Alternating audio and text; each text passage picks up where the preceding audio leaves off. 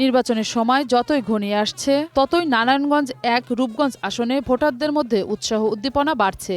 চায়ের দোকান থেকে শুরু করে পাড়া মহল্লা ও অলিতে গলিতে চলছে নানা আলোচনা সমালোচনা। ভোটাররা বলছেন তারা তাদের পছন্দের প্রার্থীকে মূল্যবান ভোট দিয়ে জয়ী করবেন। এ আসনে ১৩৯টি কেন্দ্রে ভোট গ্রহণ অনুষ্ঠিত হবে। এর মধ্যে পুরুষ ভোটকক্ষের সংখ্যা ৩৫৪টি এবং মহিলা ভোটকক্ষের সংখ্যা ৪০৯টি। মোট ভোটার সংখ্যা ৪,০৮,২২৯ জন। নারায়ণগঞ্জ ১ আসনে নির্বাচনকে সুষ্ঠু এবং নিরপেক্ষ করার জন্য ইতিমধ্যে প্রশাসনের উদ্যোগে ১৩৯টি কেন্দ্রে সিসি ক্যামেরা স্থাপন অব্যাহত রয়েছে। প্রায় ৯৫% কাজ শেষ হয়েছে। বাকি কাজ আগামী ১-২ দিনের মধ্যে সম্পন্ন হবে বলে জানিয়েছেন উপজেলা প্রশাসন।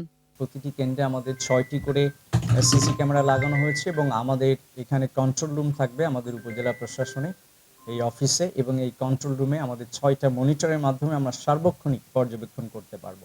ভোটাররা জানান, কেন্দ্রে সিসি ক্যামেরা স্থাপন করায় আমরা স্বস্তি পাচ্ছি। আমরা নিরাপত্তা নিয়েই ভোট কেন্দ্রে যেতে পারবো। এ ধরনের নিরাপত্তার ব্যবস্থা করায় প্রশাসন এবং সরকারকে ধন্যবাদ জানান স্থানীয়রা। সিসি ক্যামেরা এটার দ্বারা আমরা আসলে অনেক উপকৃত হয়েছি বা হব। এতে করে কেউ ২ নম্বরই করতে পারবো না, সুষ্ঠু নির্বাচন হবে। আর যারাই যদি ২ নম্বরই করতে চায় এটা ভিডিও করা থাকবে। নিরাপত্তার জন্য সার্বিক সমস্ত কিছু, কে আসে কে যায়, কোথায় কি ঘটতেছে, এই সমস্ত জিনিসের জন্য সিসি ক্যামেরাটা খুবই প্রয়োজন ছিল।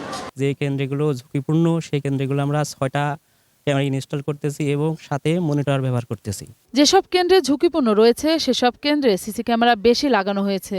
রূপগঞ্জ উপজেলায় সুষ্ঠু ও নিরপেক্ষ ভোট গ্রহণ নিশ্চিত করতে প্রতিটি কেন্দ্রে ৬টি করে সিসি ক্যামেরা বসানো হবে বলে জানিয়েছেন প্রশাসন। মৌসুমী মৌ, গ্রিন নিউজ ডেস্ক।